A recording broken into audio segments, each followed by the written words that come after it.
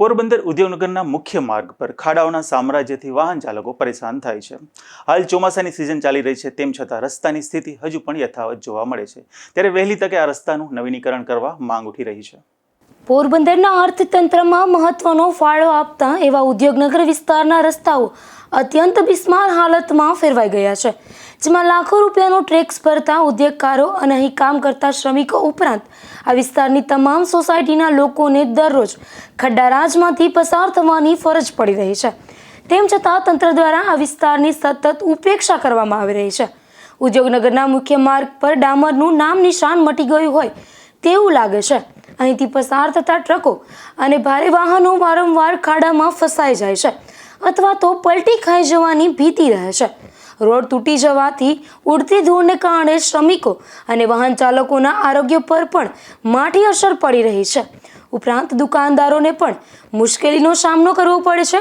સ્થાનિકોએ જણાવ્યું હતું કે આ રસ્તાઓ પરથી પસાર થવું એટલે કમરના દુખાવાને આમંત્રણ। ગ્રાહકો પણ બિસ્માર રસ્તાને જોઈને અહીં આવવાનું ટાળે છે।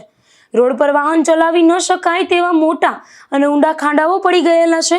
રાત્રિના સમયે પૂરતી લાઇટના અભાવે આ ખાડાઓ જીવલેણ સાબિત થાય છે। ટુ વ્હીલર ચાલકો વારંવાર અહીં સ્લીપ ખાઈ જવાથી ઘટનાઓ બને છે। ચોમાસામાં તો આ વિસ્તારની હાલત નરક જેવી થઈ જાય છે, છતાં પણ સમારકામ કરવામાં આવતું નથી। રસ્તો GIDCમાં આવે છે, પરંતુ તેના દ્વારા અનેક રજૂઆત છતાં કોઈ કાર્યવાહી કરવામાં આવતી નથી। અહીંના દુકાનદારોએ એવું જણાવ્યું હતું કે બિસ્માર રસ્તાના કારણે દિવસ પર ધૂળની ડમરીઓ ઉડે છે, જેના લીધે દુકાનનો માલ સામાન પણ ખરાબ થઈ જાય છે અને વેપારીનો દિવસ સફાઈમાંથી જ વીતી જાય છે।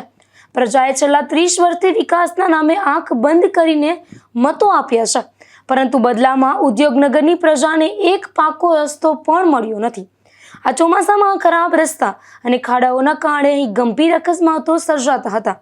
આ જ રસ્તા પરથી પસાર થતા શાળાના બાળકોના વાહનો માટે પણ અકસ્માતનો સતત ભય રહેલો છે। હવે તો ચોમાસું પણ નજીક છે, તેમ છતાં મુખ્ય માર્ગ હોવા છતાં તેની સ્થિતિ યથાવત જોવા મળે છે। ત્યારે વરસાદ બાદ તો આ માર્ગની સ્થિતિ વધુ કફોડી થશે। ત્યારે વહેલી તકે તેનું નવીનીકરણ કરવામાં આવે તેની સ્થાનિકોએ ઉગ્ર માંગ કરી છે। નિપુલ પોપટ સાથે અશોક થાનકી, ગુજરાત ન્યૂઝ, પોરબંદર।